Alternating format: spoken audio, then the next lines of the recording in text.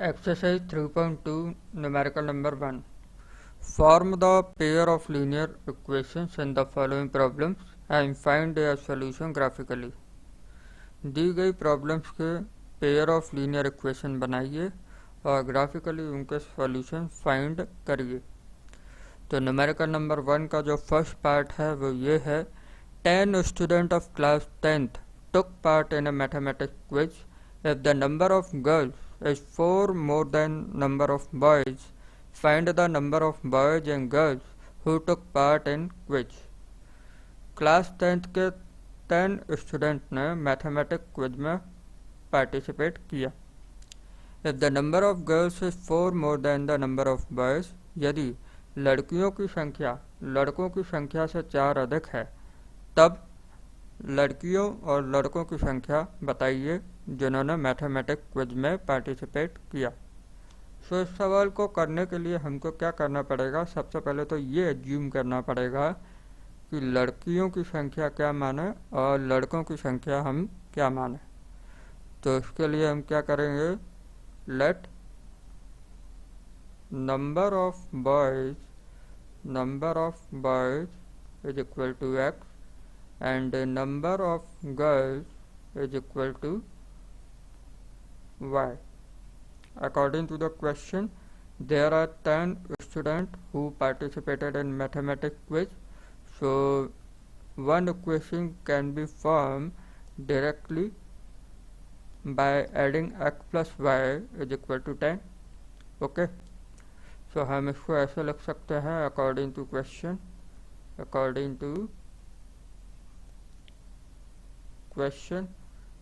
According to question हमें यह पता है कि क्लास 10th में टोटल जो स्टूडेंट है वो कितने हैं, 10 स्टूडेंट, और उन्हीं 10 स्टूडेंट ने मैथमेटिक्स क्विज में पार्टिसिपेट किया है।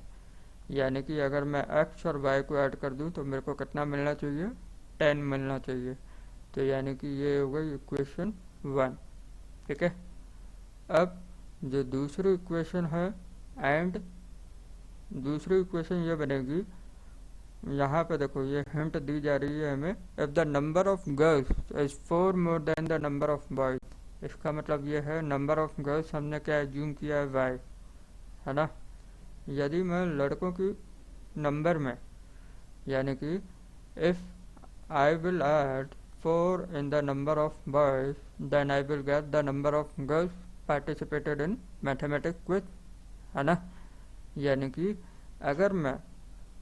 अगर मैं नंबर ऑफ बॉयज में 4 ऐड कर दूं तो मुझे क्या मिल जाएगा, नंबर ऑफ गर्ल्स मिल जाएगा, है ना। सो ये क्या हो जाएगा, इक्वेशन सेकंड। सो हमने पहला काम तो ये कर लिया कि इक्वेशन फर्स्ट और सेकंड को हमने एल्जेब्रिकली रिप्रेजेंट कर दिया। यहाँ से आप इक्वेशन सेकंड को और इजी कर सकते हैं। इक्वेशन सेकंड को आप ऐसे भी लिख सकते हैं, y minus x is equal to 4। तो ये हो गई इक्वेशन सेकंड। अब हमको ग्राफ बनाना है, तो ग्राफ बनाने के लिए हमको क्या करना होगा, फ्रॉम इक्वेशन 1, और इक्वेशन 1 क्या है हमारे पास, x plus y equal to 10। ये तो बहुत इजी है, आप कुछ भी वैल्यू पुट कर सकते हो, x इक्वल टू 5 पुट कर सकते हो। तो यहाँ पे क्या आएगा, from equation 1 5 plus y equal to 10। तो 5 इधर जाएगा तो क्या हो जाएगा, y equal to 10 minus 5, y equal to कितना आएगा, 5। यानी x इक्वल टू 5 अगर आप इक्वेशन 1 में पुट करते हो तो y इक्वल टू हमको कितना मिलेगा, 5, है ना। सो सिमिलरली आप और भी वैल्यू पुट करेंगे, क्योंकि लाइन खींचने के लिए हमको कम से कम 2 पॉइंट तो चाहिए, है ना। सो हम कोशिश ये करेंगे कि कम से कम 3 कोऑर्डिनेट तो फाइंड आउट करें इक्वेशन नंबर 1 के लिए, जो लाइन हमको ड्रॉ करनी है उसके लिए। सो ये पहला कोऑर्डिनेट ड्रॉ हो गया, फाइंड आउट हो गया। अब हमको क्या करना है, put put x equal to 4, x equal to 4 भी रख सकते हो आप। सो यहाँ क्या हो जाएगा, 4 plus y equal to 10, y equal to कितना आ जाएगा, 10 माइनस 4, y इक्वल टू कितना आएगा, 6, है ना। आप x इक्वल टू इसमें 6 भी रख सकते हो, तो 6 plus y equal to 10, y equal to कितना आ जाएगा इसमें 10 माइनस 6, तो वाई इक्वल टू आया इसमें 4। यानी कि अगर आप कोऑर्डिनेट टेबल बनाएंगे इक्वेशन नंबर 1 के लिए, तो कोऑर्डिनेट टेबल क्या बनेगी, x इक्वल टू 5 रखा तो y इक्वल टू कितना मिला हमको 5, है ना। फिर x इक्वल टू हमने 4 रखा तो y इक्वल टू 6 मिला। फिर x इक्वल टू 6 रखा तो y इक्वल टू हमको कितना मिला 4।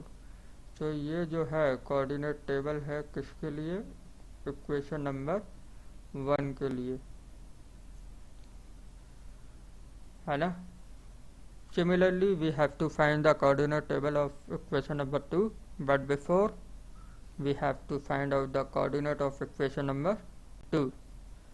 So coordinate table बनाने से पहले हमको क्या करते हैं, इसके coordinate find out कर लेते हैं। So coordinate कैसे find out करेंगे, ज़रा देखो आप।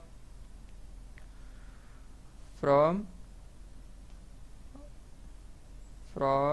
equation 2, फ्रॉम इक्वेशन 2 क्या है हमारे पास, y minus x equal to 4, तो x इक्वल टू 1 रख दो, put x equal to 1, so y minus 1 equal to 4, y equal to 4 plus 1 equal to कितना आएगा 5, यानी y इक्वल टू हमें कितना मिला 5। सिमिलरली आप x इक्वल टू 2 रख दो, तो y माइनस 2 इक्वल टू कितना मिलेगा 4, तो y इक्वल टू क्या आएगा 4 प्लस 2, y इक्वल टू हमें मिलेगा 6। सिमिलरली x इक्वल टू आप 3 रख सकते हैं, y minus 3 equal to 4, y equal to 4 plus 3, y equal to कितना आएगा 7। ये जो इक्वेशन नंबर 2 है इसकी कोऑर्डिनेट टेबल मैं यहाँ पे ड्रॉ कर रहा हूँ, ठीक है। ये x और ये y, हमने x इक्वल टू 1 रखा था तो y इक्वल टू हमें 5 मिला। हमने x इक्वल टू 2 रखा तो y हमको 6 मिला, और हमने x इक्वल टू 3 रखा तो y हमको कितना मिला 7, ठीक है। सो अब आपको क्या करना है, ग्राफ ड्रॉ करना। तो ग्राफ ड्रॉ करने के लिए आप क्या करेंगे, सबसे पहले एक्स एक्सिस और वाई एक्सिस ड्रॉ करेंगे। एक्स एक्सिस क्या होता है, vertical line, sorry horizontal line, और वाई एक्सिस क्या होता है, वर्टिकल लाइन। तो सबसे पहले आप क्या करेंगे, हॉरिजॉन्टल लाइन और वर्टिकल लाइन ड्रॉ करेंगे।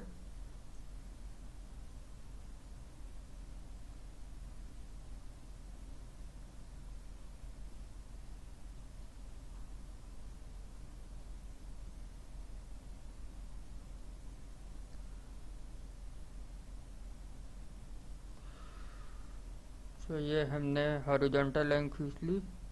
अब हम वर्टिकल लाइन ड्रॉ करेंगे।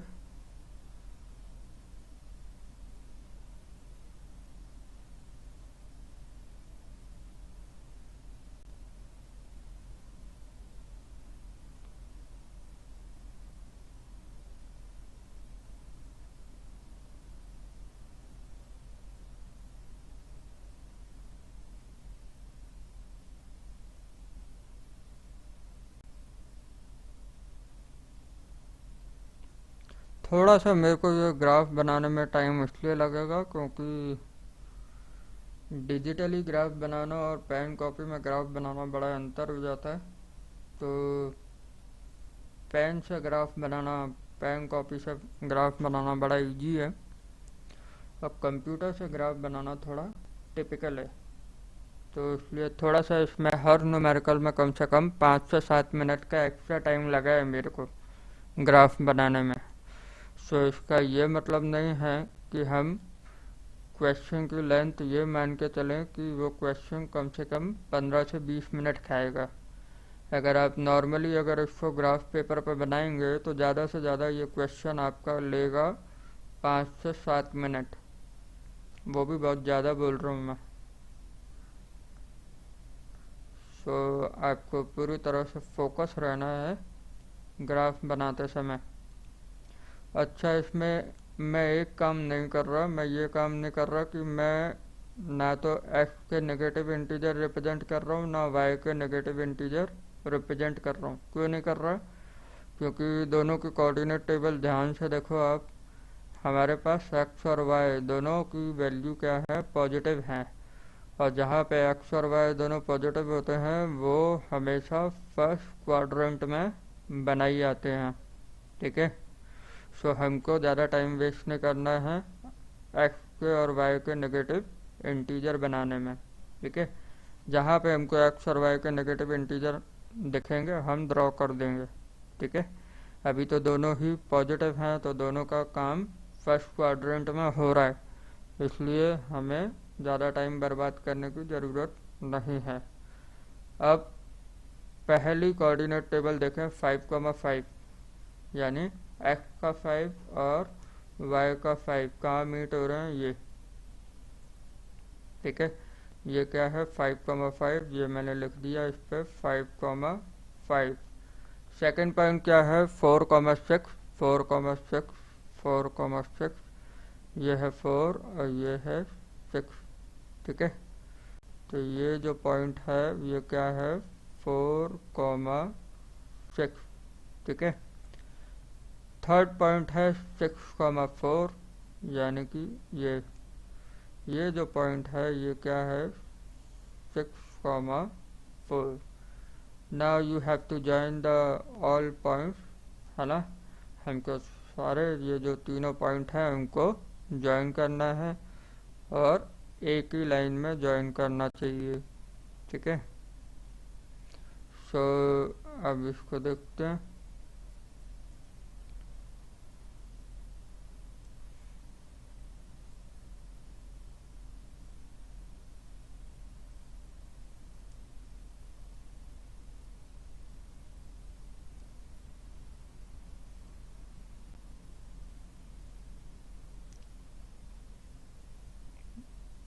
ठीक है, ये लाइन पे आ गया तीनों पॉइंट। तो अब हम क्या करेंगे, एक लाइन ड्रॉ कर देते हैं।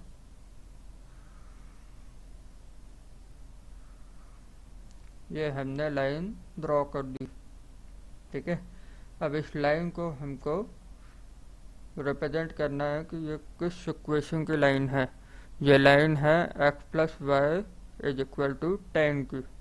तो हम क्या लिखेंगे, x plus y equal to 10। ठीक है, सिमिलरली हमको सेकेंड लाइन भी ड्रॉ करनी है, तो उसके कोऑर्डिनेट क्या दे रखे हैं 1,5। सो ये रहा 1,5। ठीक है, दूसरा क्या है 2,6, यानी कि ये रहा 2,6। और तीसरा क्या है 3,7। तो ये जो पॉइंट है ये एग्जैक्टली 3,7 है। तो इसको मैंने लिखा, ये है 1,5, ये है 2,6, 2,6 और ये जो पॉइंट है ये है 3,7। अब हमको लाइन ड्रॉ करनी है, लाइन ड्रॉ करेंगे। तो लाइन ड्रॉ करेंगे तो कैसे करना है ध्यान से देखना।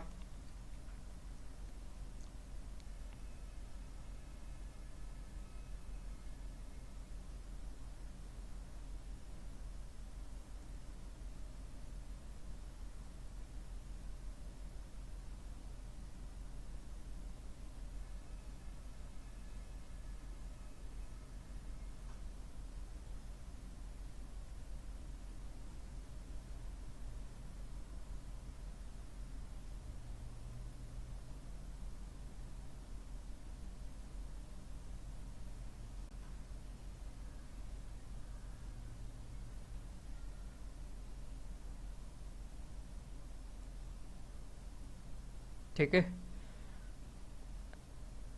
अगर हम लाइन ड्रॉ करें तो ये लाइन ऐसे जाएगी,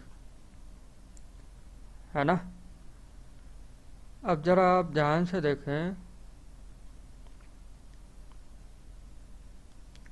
ये जो मैं सर्कल बना रहा हूँ, ठीक है, जो सर्कल बना रहा हूँ वो मैं किसके लिए बना रहा हूँ, मैं उसके लिए बना रहा हूँ इंटरसेक्शन पॉइंट के लिए। आप देख रहे हैं कि ये दोनों लाइन एक इंटरसेक्शन पॉइंट पर मीट हो रही है, ठीक है, एक दूसरे को कट कर रही हैं, ठीक है।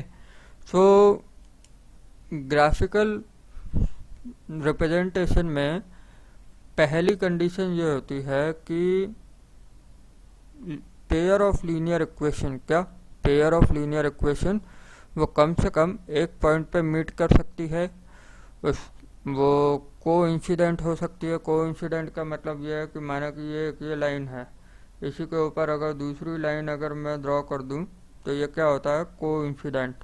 और कोइंसिडेंट का मतलब होता है मैनी सॉल्यूशन। यहाँ पे ये एक पॉइंट पे कट कर रही है तो इसका मतलब ये है कि इस पेयर ऑफ लीनियर इक्वेशन का एक सॉल्यूशन जरूर है, और वो सॉल्यूशन क्या है, उसका इंटरसेक्शन पॉइंट। अगर हम इंटरसेक्शन पॉइंट के कोऑर्डिनेट निकालें तो वही आ रहे हैं जो हमारे पास ये था 3,7। तो ये जो है 3,7 क्या है, इन दोनों लाइंस के इंटरसेक्शन पॉइंट। अब इंटरसेक्शन पॉइंट है तो वही इसी का सॉल्यूशन है। क्या है, सॉल्यूशन। सो अगर मेरे से ये बोला जाएगा कि how many boys and girls are participated in the mathematics quiz, how many girls and boys have participated in the mathematics quiz. So इसमें हम इसका जो सॉल्यूशन है वो कैसे लिखेंगे, इसका हम सॉल्यूशन ऐसे लिखेंगे, यहाँ पे हम ऐसे लिखेंगे,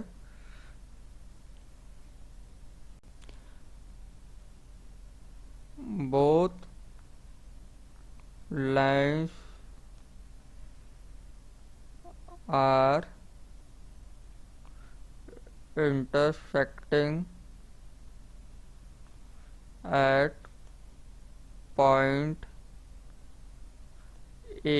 इस पॉइंट को जो मैंने नाम दे दिया, क्या नाम दे दिया, A। और उसके कोऑर्डिनेट क्या थे, 3,7। जरा आप ये देखें, ये x वाले कोऑर्डिनेट को नीचे लेके जाएंगे तो वो 3 पे आएगा, और y के सामने लेके जाएंगे तो वो 7 पे जाएगा, है ना। तो उसका कोऑर्डिनेट क्या होगा, 3,7। तो यानी कि that is number of boys. अगर मेरे को नंबर ऑफ बॉयज बताने हैं तो वो कितने होगा, 3, क्योंकि कोऑर्डिनेट हमेशा x, y के फॉर्म में दिए जाते हैं। और x हमने किसको माना है, नंबर ऑफ बॉयज को, और y किसको माना है, नंबर ऑफ गर्ल्स को। यानी कि नंबर ऑफ बॉयज कितने हैं हमारे पास, 3, एंड नंबर ऑफ गर्ल्स कितने हैं, 4, सॉरी नंबर ऑफ गर्ल्स है 7। So number of girls is equal to 7, answer. तो ये क्या है, ग्राफ है इसका। ग्राफ से हमको इसका सॉल्यूशन पता लगा, क्योंकि हमको ग्राफ से ही इसका सॉल्यूशन बताना था, है ना। और वो सॉल्यूशन क्या आया, 3,7, ठीक है।